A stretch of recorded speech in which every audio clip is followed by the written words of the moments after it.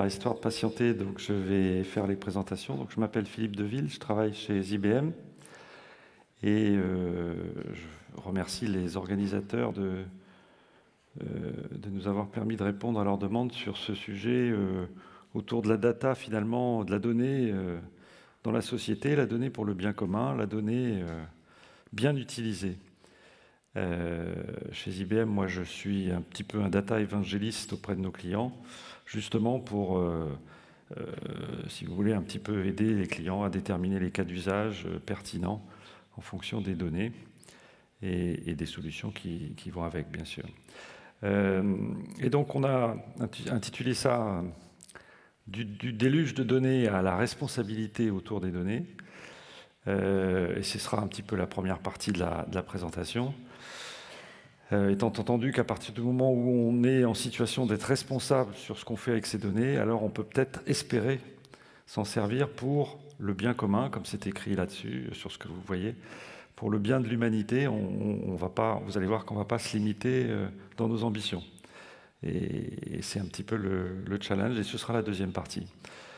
Donc on peut peut-être se poser la question, je ne sais pas si vous vous posez la question de et pourquoi faudrait-il se préoccuper de cette notion de responsabilité? Ça a été évoqué tout à l'heure par l'intervention de la CNIL déjà, et sous un angle évidemment très juridique et réglementaire. Mais est-ce qu'il ne faut pas aller un peu plus loin? Alors nous, on en est absolument convaincus, au point que je vais essayer de faire l'évangéliste aussi, encore une fois aujourd'hui, auprès de vous, auprès de chaque individu, auprès de chaque citoyen, auprès de chaque administré que nous sommes, et dans notre vie de tous les jours, et puis dans nos organisations. Cette responsabilité, elle est fondamentale, elle prend plein d'aspects, elle est multifacette, on va en parler bien sûr un petit peu, et nous on pense que c'est juste absolument vital pour notre futur à tous. D'où le thème et la présentation d'aujourd'hui. Alors, pourquoi on pense que c'est fondamental? Je pense qu'on peut très facilement partager ensemble un certain nombre de signaux d'alerte qu'on connaît tous. Vous voyez, ils sont dans la presse, ils s'étalent. Ça, c'est l'Express de la fin du mois d'août. Je ne sais pas si vous avez vu récemment ça se présente sous forme d'une vidéo, mais cette expérience qui a été faite auprès de quelques dizaines de personnes de toutes origines, etc., aussi bien hommes que femmes et ainsi de suite. Et on les enferme avec quelqu'un qui se présente comme un voyant, boule de cristal. Il a le profil, hein, il est vraiment, quand vous voyez la vidéo, vous y croyez. Et au bout de quelques minutes, le voyant finit par donner à chaque personne qui se présente, ça se répète pour toutes ces personnes, qui sont pourtant très très différentes les unes des autres, il finit par donner des informations personnelles absolument phénoménales.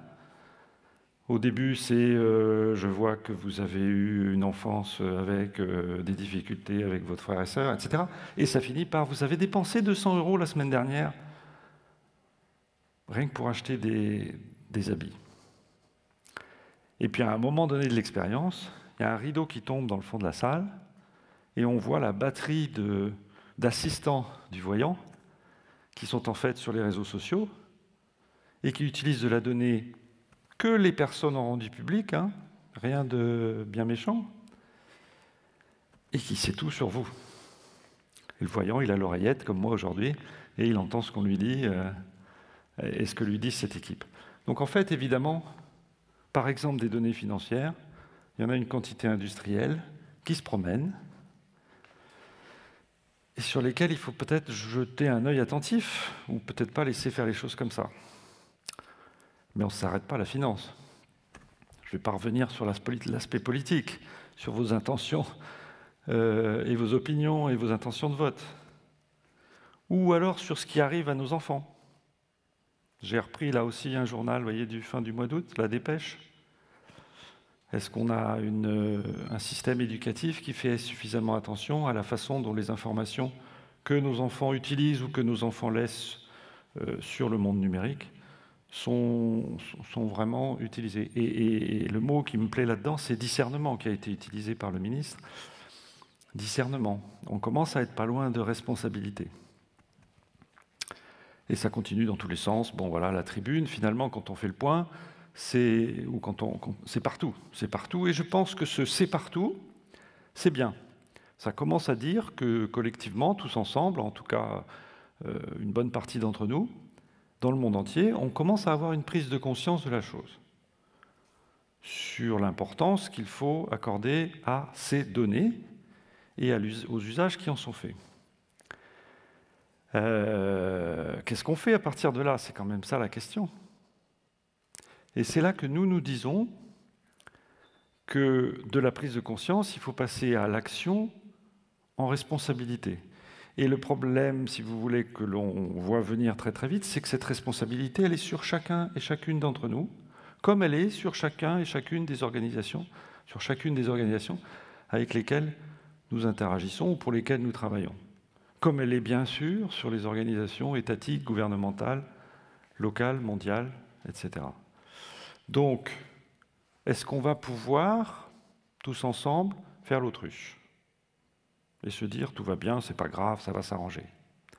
Alors là, rentre en ligne de compte, finalement, la deuxième partie de l'équation, pour pouvoir répondre à cette question, est-ce qu'on peut faire l'autruche? La deuxième partie de l'équation, c'est que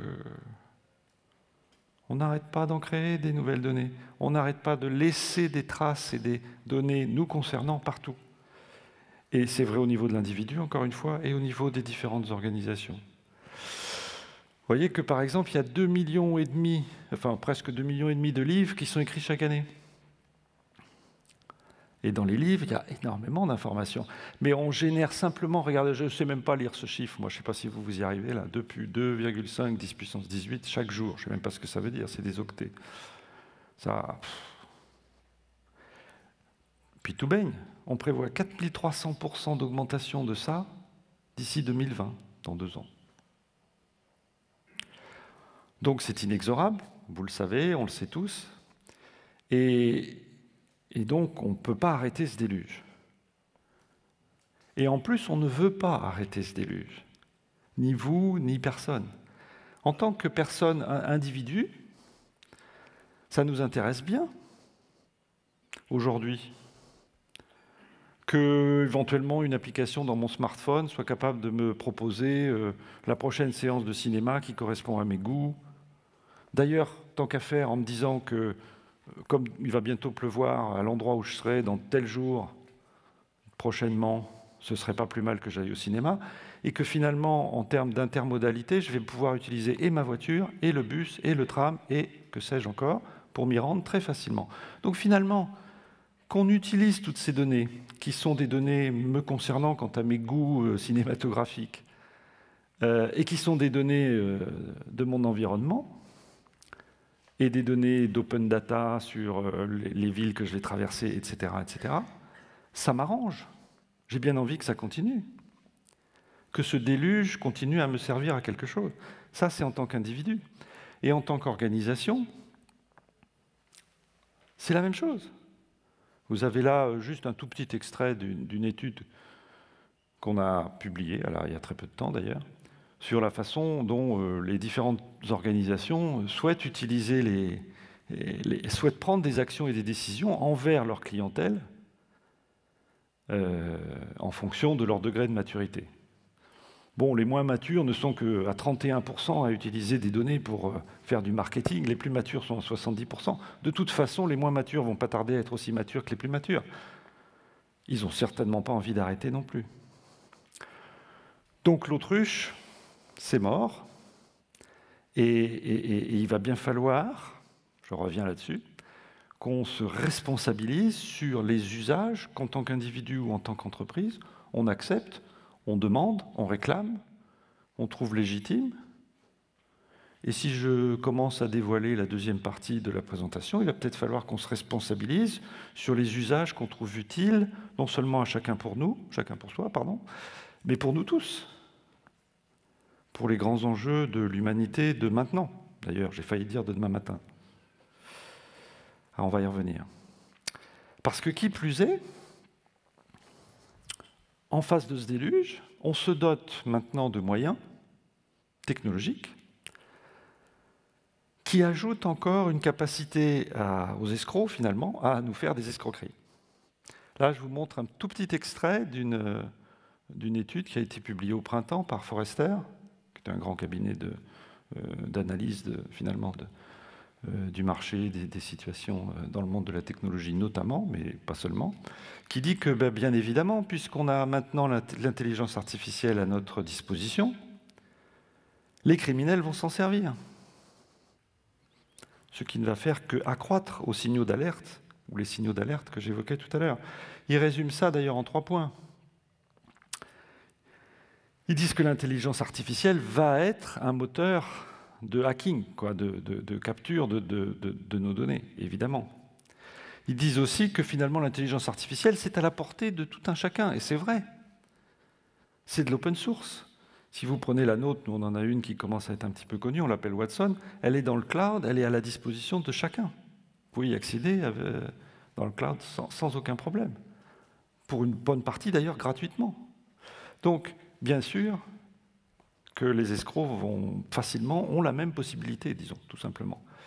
Et puis globalement, paradoxalement, on peut considérer l'industrie de l'escroquerie sur les données comme une industrie à part entière, comme un secteur d'activité à part entière, parce que finalement c'en est un, ça brasse beaucoup d'argent, et il va se transformer grâce à l'intelligence artificielle, au même titre que d'autres secteurs d'activité.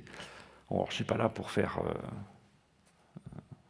jouer les Cassandres et dire que ça va être dramatique, c'est juste un rapport de Forrester, hein, c'est même pas moi qui le dis.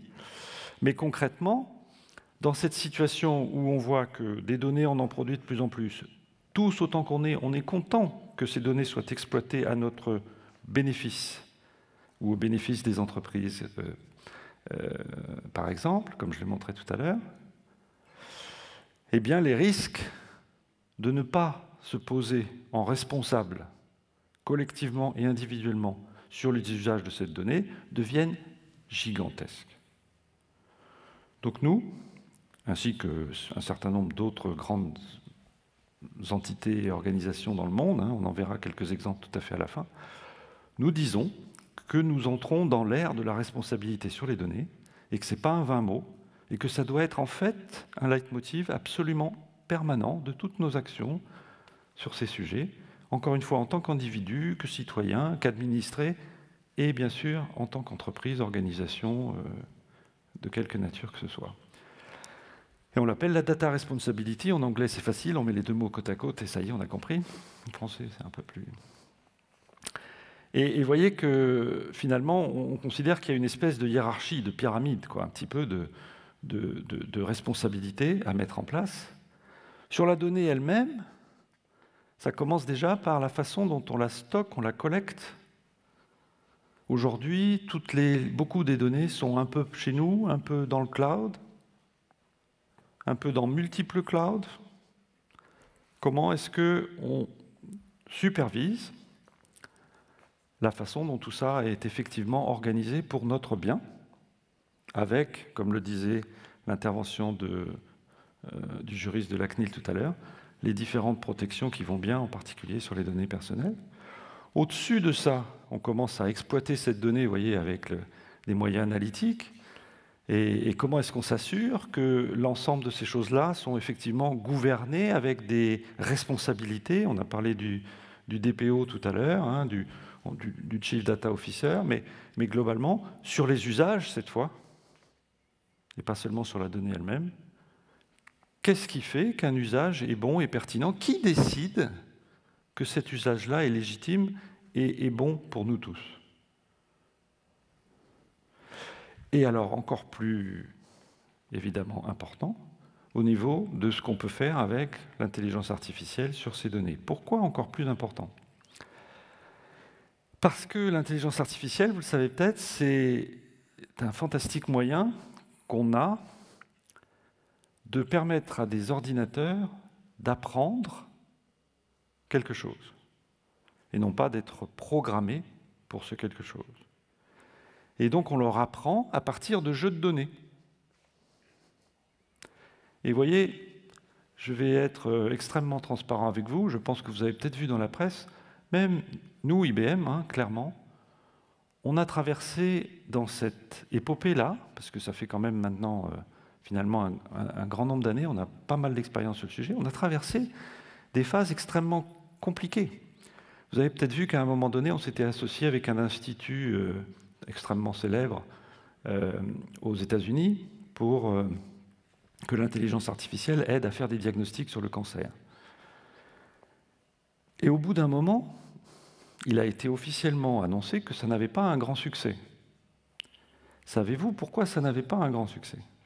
Parce que l'Institut de recherche sur le cancer aux États-Unis avait décidé d'alimenter l'intelligence artificielle avec des données créées de toutes pièces, et non pas avec des vrais cas. Donc vous aviez des médecins et des chercheurs de cet institut qui inventaient des jeux de données.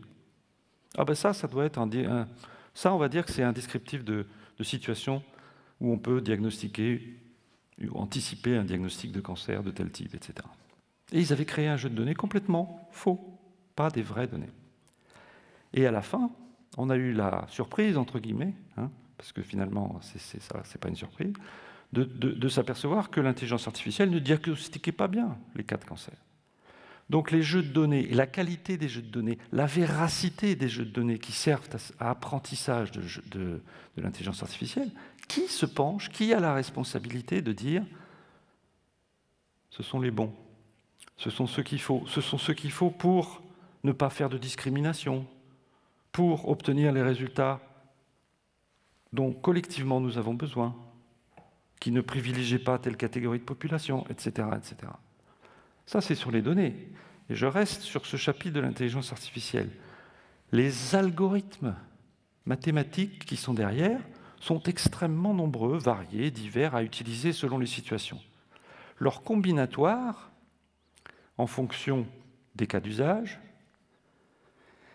est finalement une espèce de décision qui est prise par l'ordinateur, l'intelligence artificielle, parce qu'on lui apprend au fur et à mesure que voilà le mode de raisonnement, puisque finalement on peut parler de raisonnement, qu'il convient d'appliquer. Donc je passe du donné au raisonnement. Et bien dans le raisonnement, on a le même problème. On a même un problème encore plus grand. Et aujourd'hui, il est inadmissible qu'une intelligence artificielle puisse produire un résultat, puisse proposer une décision, sans qu'on puisse tracer, auditer, regarder, examiner le raisonnement par lequel elle est passée. Il faut absolument que ce soit transparent et immédiatement accessible. Qui a la responsabilité de s'assurer de la transparence et de l'accessibilité des combinatoires d'algorithmes qui ont été utilisés dans telle et telle situation par une intelligence artificielle? Donc en fait, vous voyez qu'avec ce niveau ultime, là, on démultiplie encore considérablement cette exigence de responsabilité. Mais alors à un point qui, si on ne fait rien, peut atteindre des niveaux dangereux, carrément. C'est pour ça qu'on dit que c'est vraiment maintenant, si vous voulez, il ne faut plus tourner autour du pot, quoi. Il faut vraiment se saisir, tous autant qu'on est, de ça, et de le traiter. Alors nous, bon, évidemment, on a du coup établi une charte là-dessus, assez sévère, évidemment, sur la façon dont nous, on gère les données pour nos clients. Depuis toujours, on fait ça. Il y a des tas de clients dans le monde, des grosses entreprises, en général, qui nous confient leurs données absolument les plus stratégiques. Donc bien sûr qu'on a l'habitude, mais ce n'est pas une raison pour ne pas renforcer encore tout ça, et surtout se faire, comme j'essaye de le faire aujourd'hui, vous voyez, l'apôtre d'une généralisation de ce genre de choses, de ce genre de principes de responsabilité et de leur application, bien sûr. On a décliné ça en un certain nombre de thèmes, et je ne vais pas y revenir là, aujourd'hui, en détail. Si vous voulez le détail, c'est très facile d'aller consulter ça sur un site IBM directement. Autour, vous voyez, parce que ça s'articule autour de la propriété, de la confidentialité, de l'accès, bien sûr, des choses qui ont déjà été discutées, de la sécurité, de l'intelligence artificielle, je ne vais pas revenir, mais je voudrais revenir sur le dernier point en bas. Et aussi sur les compétences. Avec ce que je viens de dire, peut-on se permettre que l'un de nos enfants aujourd'hui ne soit pas sensibilisé très tôt à ce type de sujet? Peut-on se permettre qu'il y ait des gens, demain, pour X ou Y raison, qui n'aient pas accès à la compréhension de ce qu'est l'intelligence artificielle, de la façon dont les usages ont été validés dans telle et telle situation, à partir de telle et telle donnée? Peut-on se permettre qu'il y ait des gens qui restent au bord de la route, si vous voulez? Peut-on se permettre qu'il y ait des gens qui ne soient pas formés à tout ça? Nous, on pense que non. On pense qu'il faut démocratiser, ultra-démocratiser, généraliser une formation systématique de tout un chacun à ces sujets, à ces problématiques, et surtout à la compréhension finalement de ce qui est fait avec les données. Et pour nous, ça, c'est vraiment un point fondamental. On les appelle en anglais « new collar » pour ne pas dire les cols bleus et les cols blancs, vous voyez. Ça n'a plus aucune raison d'être de notre point de vue. C'est tout le monde, dès la plus tendre enfance, qui doit maintenant comprendre que les données vont être utilisées massivement, elles le sont déjà, elles vont l'être beaucoup plus, à des échelles dont il faut que la transparence, si vous voulez, ou la lisibilité de ce qui est fait avec soit accessible à tous. Et ça exige que des gens soient formés. Notamment à partir du moment où l'intelligence artificielle va se répandre partout. Bon, ça va, je vous fais pas trop peur, là? Moi, je me fais un peu peur. Donc, la question, c'est de se dire, OK, bon, admettons qu'on applique tout ça, que dans la vie de tous les jours, qu'on se responsabilise tous ensemble, qu'on aille militer comme il faut pour aller faire orienter la société vers ce qu'il faut, très bien. C'est-à-dire, c'est quoi ce qu'il faut? Alors, histoire de faire une deuxième partie un peu moins stressante, je vais vous donner quelques illustrations de ce qui est en cours dans l'utilisation des données, mais pour le bien commun, en tout cas étiqueté comme tel, encore que, comme je viens de le dire, ça mérite finalement une expression démocratique, pourquoi pas, sur le fait que c'est pour le bien commun ou pas. Je pense que c'est ce qui devra se mettre en place dans le futur. Et donc, moi je ne sais pas vous, mais à cette heure-là, je commence à fatiguer un peu, donc je prendrais bien un petit café. Il y en a parmi vous qui ont du mal à m'écouter, je les fatigue, je les ennuie, je les vois qui plissent les yeux. Ils prendraient bien un petit café aussi, non? Qui veut un café? Allez, levez la main, soyez pas timide. Vous voulez pas un café? Avouez que ça, c'est quand même une utilisation des données pour le bien commun. À partir du moment où on anticipe le fait qu'un café vous ferait du bien, on vous l'apporte. Eh bien, c'est presque possible. Voilà. C'était le premier exemple. Bon, un peu, je l'admets, il y aura plus sérieux après. Mais sachez que on est en train de penser, entre autres projets de recherche, à des drones qui se promèneraient dans cette pièce et qui s'aperçoivent que certains d'entre nous sont prêts de s'endormir et nous proposeraient un petit café, mais pas n'importe quel café. Le café sans sucre qui vous convient. Parce que, évidemment, on vous reconnaît, on sait que c'est vous, que vous en avez déjà pris 3 ce matin et que donc ça commence à suffire. Bon, bien sûr, celui-là, il est un peu sur la plaisanterie. Remarquez bien que quand le chauffeur de camion qui a un peu trop conduit s'écarte sur l'autoroute, son véhicule intelligent va peut-être lui dire, l'obliger à s'arrêter et à boire un café. Donc, c'est peut-être pas si loin que ça de préoccupations utiles à tous. Ça fait un peu gadget, bien sûr, comme ça. Mais réfléchissez à ce qu'il y a derrière. C'est vrai qu'on peut peut-être sauver des vies avec ça. Ensuite, donc, plus sérieusement, les applications qui viennent très très vite à l'esprit, et j'ai déjà commencé à les évoquer, c'est bien sûr celle de la santé. Ça, vous l'avez peut-être vu passer, vous voyez, 10 juillet de cette année, dans les Échos. Garbet, c'est un laboratoire spécialisé dans les produits d'imagerie médicale et surtout dans le diagnostic via l'imagerie médicale, le diagnostic. Et il y a un des sujets qui est vraiment crucial, qui leur pose un énorme problème, c'est cette histoire de détection, de diagnostic le plus tôt possible de cancer du foie. Ne me demandez pas de vous expliquer comment on peut, avec de l'imagerie médicale, anticiper le plus possible le cancer du foie, mais c'est ce qu'ils cherchent à faire. Et donc, le fait étant, bien sûr, ils vont essayer de brasser extrêmement largement des cas réels, cette fois, de cancer du foie qui se sont déclarés dans des situations aussi variées que possible, de façon à ce qu'une intelligence artificielle les aide à anticiper cela. Et bien sûr que là-dedans, il y a des tas de données de patients qui ont un jour eu un cancer du foie, malheureusement, qui sont anonymisés naturellement, mais qu'on est peut-être content de pouvoir réutiliser.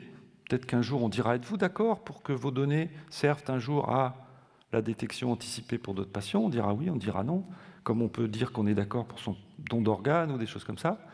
Et le fait étant, grâce aux technologies les plus poussées, les plus modernes, ce brassage d'une phénoménale quantité de données nous permettra d'éviter, ou en tout cas de détecter beaucoup plus tôt un certain nombre de ces cancers. Bon, je ne veux pas parler que d'IBM, donc c'est un sujet sur lequel vous avez aujourd'hui dans le monde énormément d'avancées très intéressantes. Là, je vais vous montrer quelque chose qui s'est passé en Chine. Ça parle un peu en anglais, mais si besoin, n'hésitez pas à me dire ou à me poser des questions si quelque chose vous a paru un peu incompréhensible. Sur quelque chose qu'ils viennent de faire aussi, pareil, de façon à ce que si vous voulez, la détection de cancer dans cette fois-là, dans ce cas-là, un cancer du cerveau, je veux dire, soit facilitée.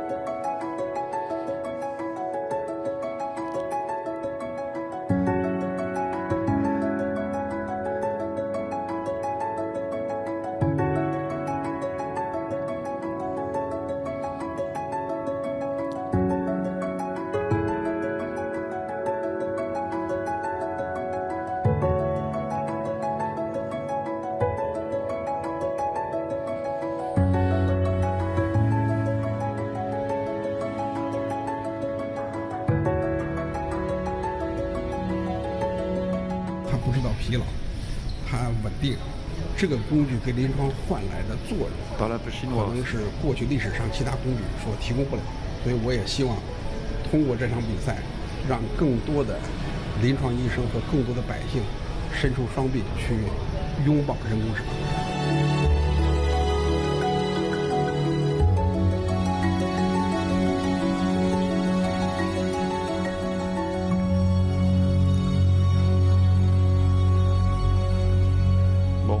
Alors, peu importe finalement ce qu'on fait avec dans ce domaine-là. Je pense que c'est pas peu importe. D'ailleurs, c'est vraiment très intéressant qu'on puisse faire des choses comme ça. La question que je pose, moi, si vous laissez un pas en arrière, sur la responsabilité. Qui va décider que tel type de données doit être, vous voyez, le jeu d'essai pour l'apprentissage de l'intelligence artificielle? Regardez bien, c'est quand même intéressant. Quand on lui fournit des données satisfaisantes, l'intelligence artificielle, elle surpasse les médecins. Bon, ça a l'air d'un concours, ça ne nous intéresse pas. Mais par contre, qui va vérifier que les données qui lui ont été fournies en entrée sont celles qui lui permettent d'aller au bon résultat? Les médecins eux-mêmes. Mais vous avez vu que les médecins, ils ont eux-mêmes du mal dans les cas de figure. L'intelligence artificielle les surpasse. Donc, comment fait-on? Et ensuite, par quels mécanismes sont appliqués par cette intelligence artificielle pour faire ce diagnostic? Qui a la responsabilité de dire ce sont les bons mécanismes, et on va s'en servir d'une façon généralisée ou pas? Moi, je pose ce problème de la responsabilité. Qui, individu, entité, groupe d'entités, nation, État, ce que vous voulez, qui va prendre ce type de décision à partir de maintenant? C'est pas pour dans 10 ans. Comment nous organisons-nous pour être acteurs de cette prise de décision sur la responsabilité? Alors, d'autres exemples, parce que les exemples pullulent. Et cette fois, on va passer à l'environnement. Donc, par exemple, après la santé, l'environnement, les océans. Donc, de nouveau, une petite vidéo.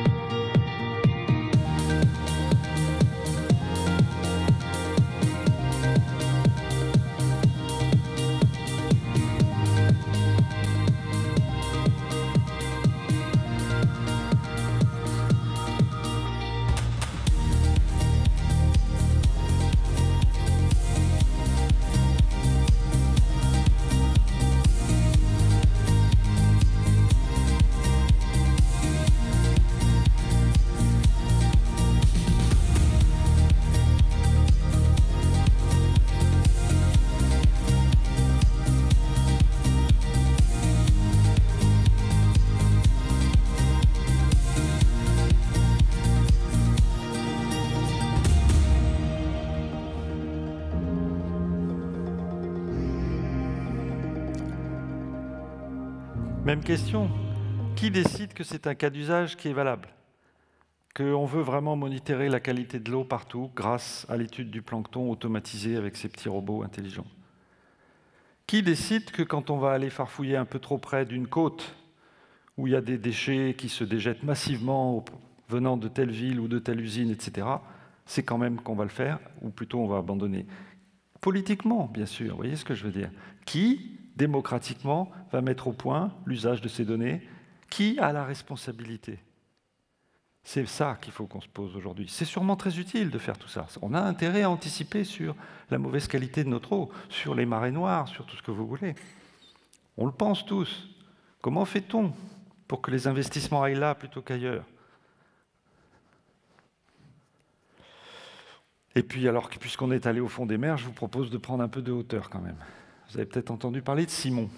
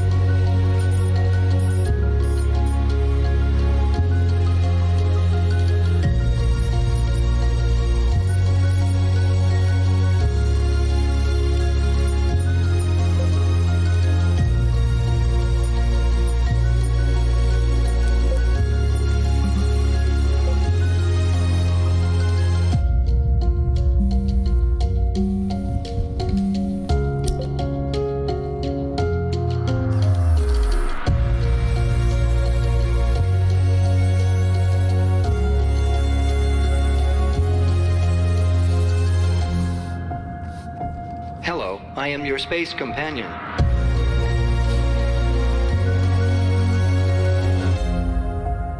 Pour l'instant, Simon, c'est un assistant d'astronaute. Qu'est-ce qu'il a dû ingurgiter comme données?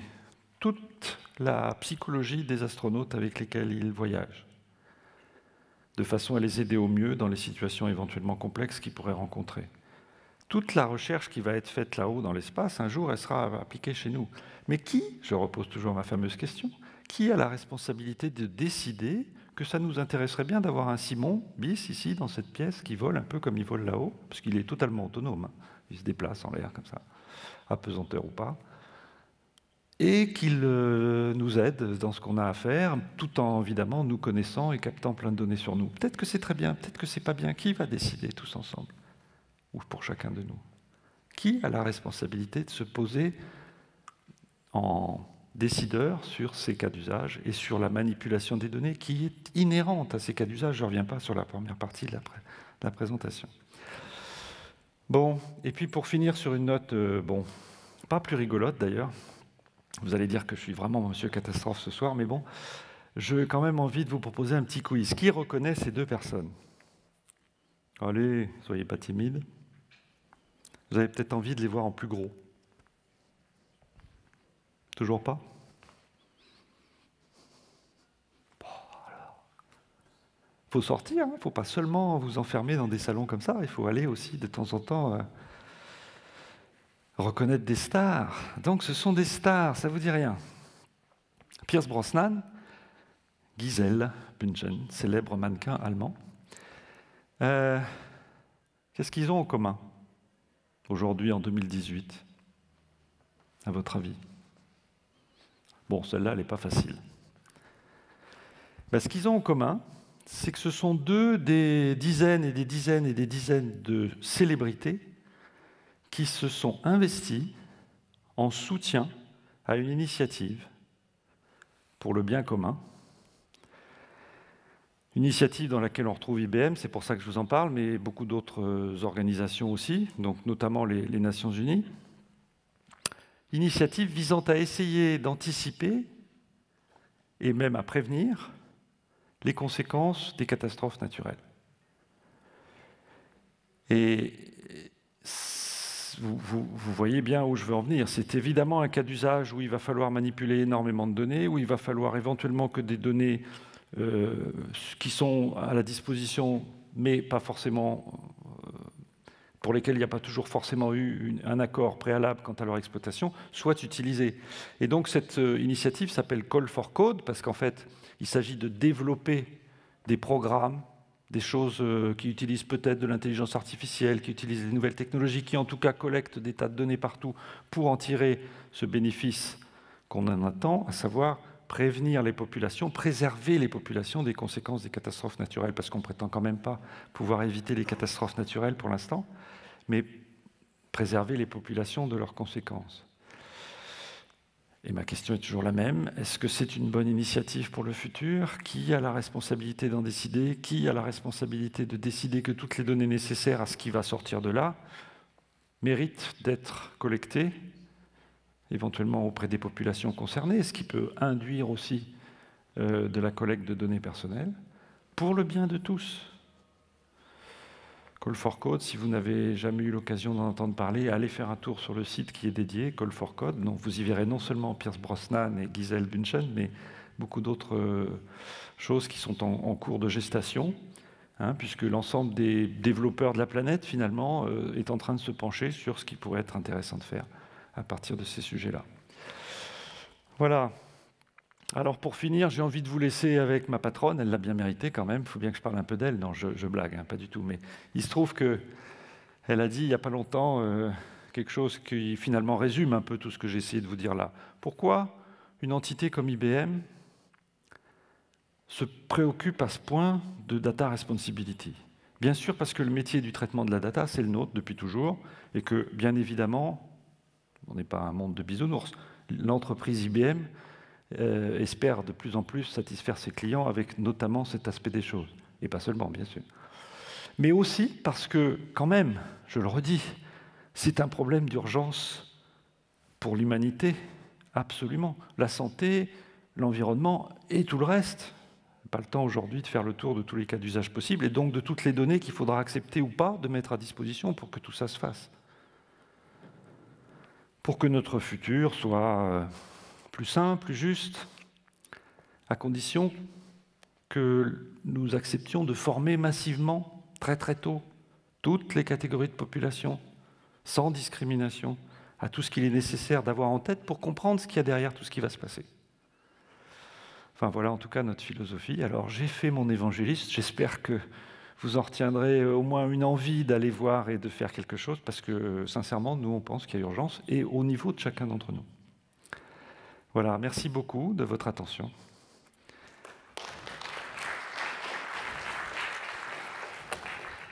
Si vous avez des questions, bien sûr, on peut s'offrir une petite séance de questions.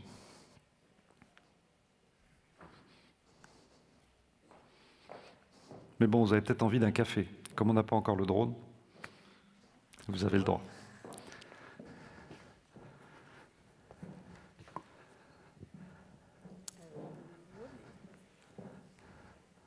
Excusez-moi.